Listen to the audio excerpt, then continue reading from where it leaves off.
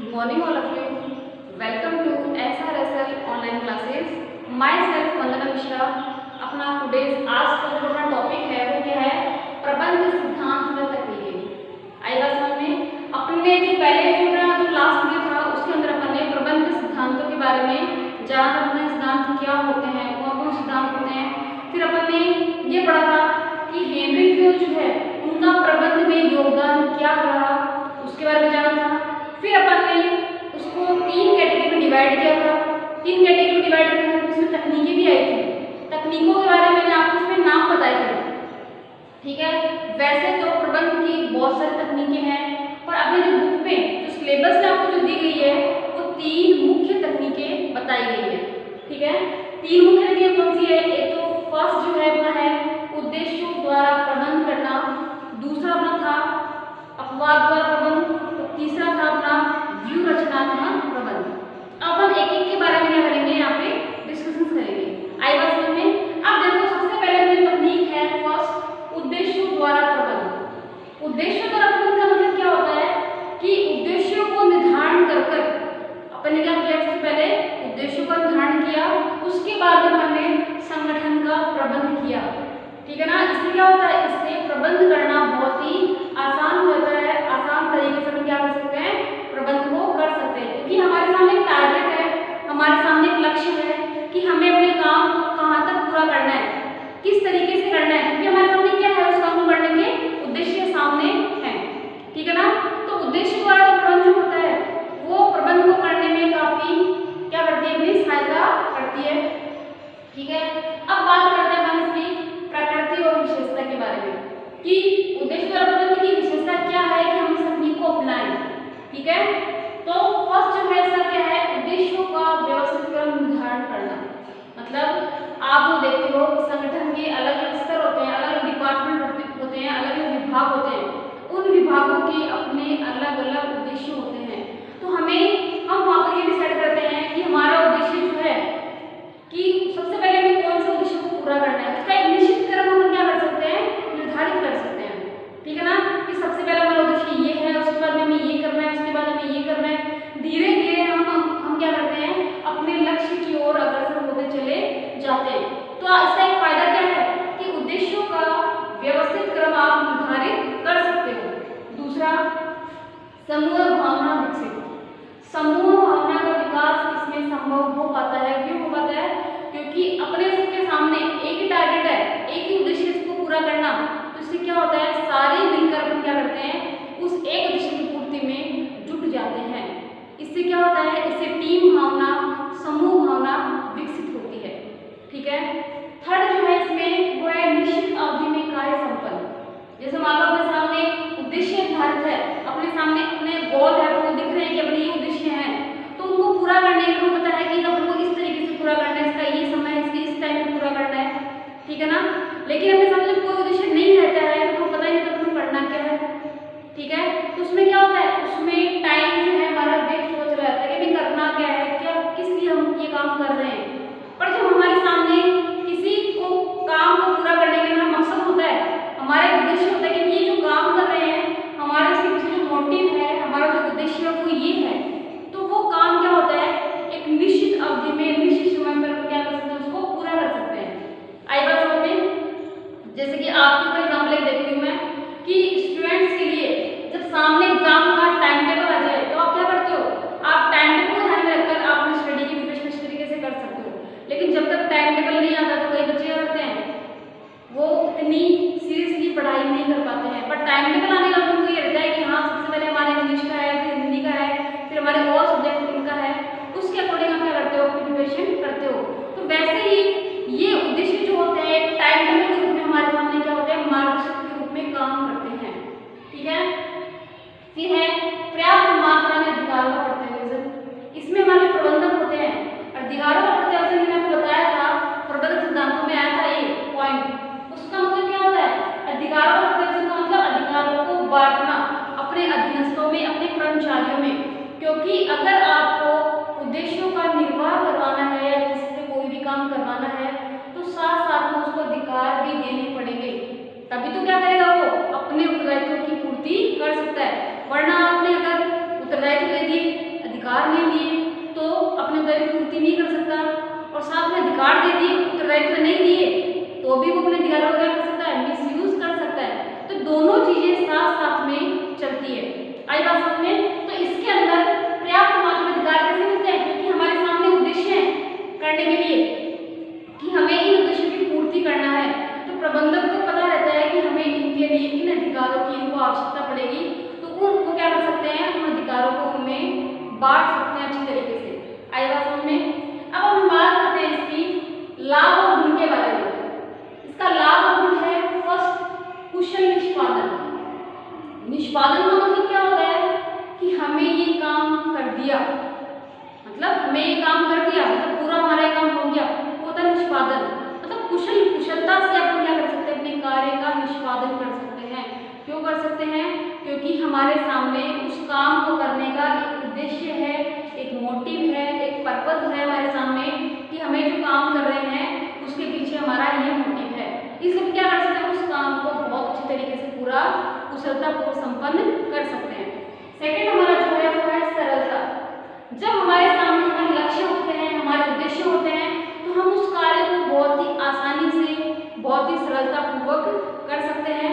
ठीक है ना? कोई हमारे सामने कठिनाई नहीं आती, क्योंकि हमें पता होता है कि हमें करना क्या है। लेकिन जो आपको ये नहीं पता कि आपका उद्देश्य क्या है, आपका मोटिव क्या है, तब तक आप उस काम को सरलतापूर्वक नहीं कर सकते। आपके दिमाग में ये रहेगा कि मैं जो ये काम कर रहा हूँ, मुझे क्यों कर रहा हूँ, मेरा इसका मोटिव क्या है। ठीक है ना? तो उस काम को करने में क्या होगी, आपको बहुत ही कठिनाई महसूस होगी। इसलिए किसी भी काम को सरलतापूर्वक करने के लिए आपको सबसे पहले उस काम को करने के लिए उद्देश्य निर्धारित करने पड़ेंगे कि हमारा जो काम करने का जो मकसद है वो क्या है। आपको ये पता होना चाहिए कि हम जो काम कर रहे हैं वो किस लिए कर रहे हैं। आई बात समझ में? इसका उत्तर अगर आपको मिल जाता है तो आपके लिए वो कार्य करना क्या होता है, बहुत ही आसान हो जाता है। अब नेक्स्ट है मनोबल में वृद्धि। जब आपके सामने आपके उद्देश्य होते हैं, आपके गोल्स होते हैं, आपके लक्ष्य होते हैं, तो आप क्या कर सकते हो, आपके मनोबल में वृद्धि रहती है कि मुझे ये काम इसलिए करना है क्योंकि मेरा उद्देश्य ये है। ठीक है? नेक्स्ट आत्मसंतुष्टि का विकास। जब अपन अपना काम अपने उद्देश्य की पूर्ति करने के लिए करते हैं तो हम उस काम को करने के लिए क्या होगी, हमें आत्मसंतुष्टि होगी। क्योंकि हमें पता है कि हम ये काम कर रहे हैं, वो क्यों कर रहे हैं और किस लिए कर रहे हैं। आई बात समझ में? आप इसका स्क्रीनशॉट ले सकते हैं। ठीक है?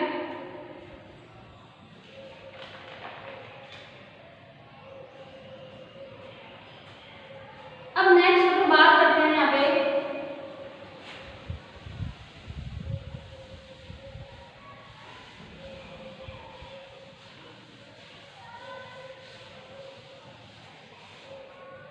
इसके लाभ हो गए।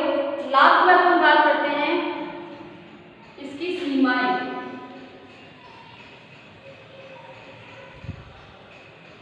सीमाएं या फिर इसको दोष भी बोल सकते हैं। इसकी जो पहले जो सीमाएं है वो क्या है, उद्देश्य निर्धारण में कठिनाई।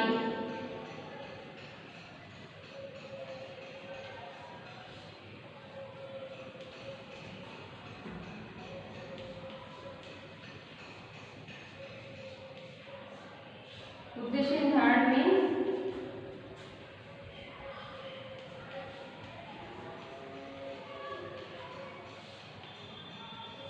ये देखो, इसकी फर्स्ट जो सीमा है, इसका फर्स्ट जो दोष है पहला, वो क्या है, उद्देश्यों के निर्धारण में कठिनाई।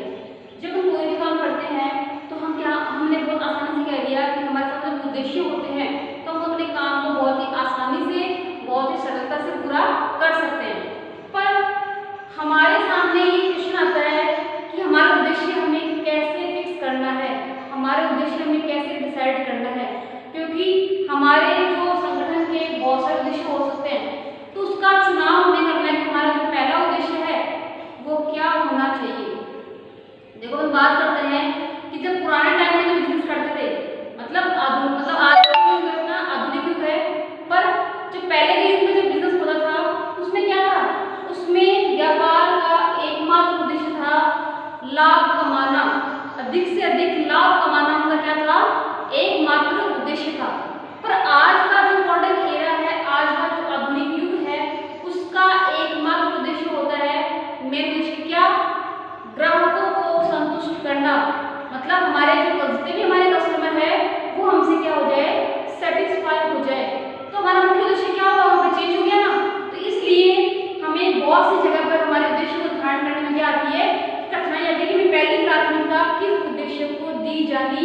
चाहिए। आई बात समझ में? हमारा जो सेकंड है वो है संतुलन की समस्या।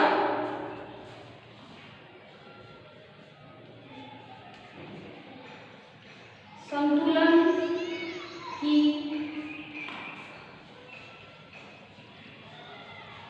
समस्या। वहां पर हमें ये संतुलन होने की समस्या हमारे सामने आती है कि हमारा जो उद्देश्य है, जैसे मान लो बहुत सारे संस्थाओं में हमारे उद्देश्य हो गए, ठीक है ना, कि हमें उन्हें बैलेंस कैसे स्थापित करना है, हमें संतुलन उनका कैसे रखना है, क्योंकि हमें ये देखना होगा कि हमें कौन से उद्देश्य को प्राथमिकता पहले दी जानी चाहिए, बाद में हमें किससे देनी चाहिए, उसके बाद में किसको देनी चाहिए, ठीक है ना। तो ये समस्या हमारे सामने आती है कि संतुलन कैसे स्थापित कर सकते हैं वहां पे। आई बात समझ में? नेक्स्ट हमारा इसमें है लोकशीलता की कठिनाई।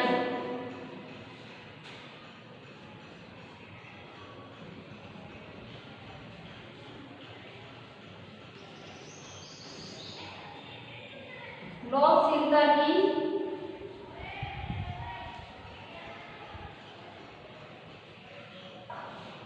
कठिनाई।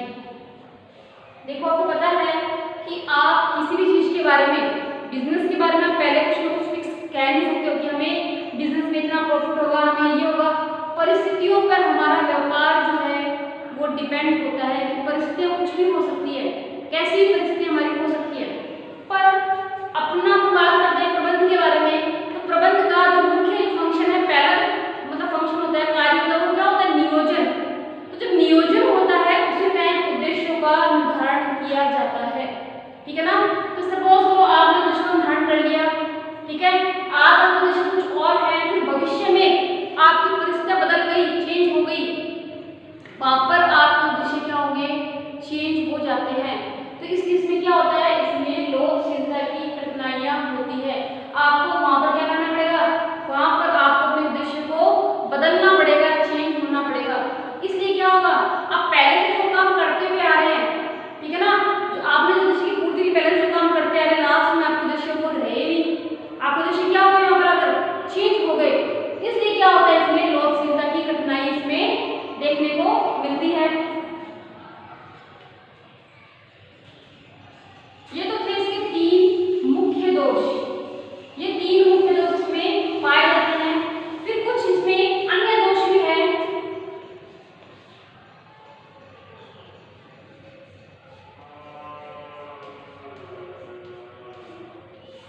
अन्य दोष के अंदर अपन बात कर सकते हैं कि इसमें क्या होता है?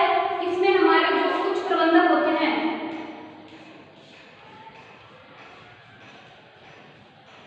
उच्च प्रबंधक के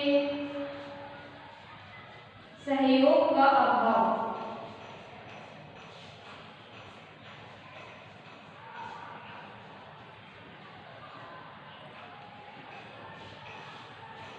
यहाँ पर उद्देश्यों द्वारा प्रबंध के अंदर कुछ प्रबंधक के सहयोग का अभाव देखने को मिलता है। क्यों मिलता है? क्योंकि जब अपना जो पहला उद्देश्य था वो कुछ और था, परिस्थितियों के अभाव में उद्देश्य क्या हो गए? वहां पर बदल गए। तो ऐसे में हमारे जो कुछ प्रबंधक होते हैं उनके सहयोग क्या होता है? हमसे वहां पर उनका सहयोग नहीं मिल पाता है। तो इसलिए वहां पर क्या होता है? कुछ प्रबंधक से सहयोग का अभाव हमें देखने को मिलता है। आप नेक्स्ट ये कह सकते हो कि आप इसमें हमारे जो अधीनस्थ होते हैं, अधीनस्थों पर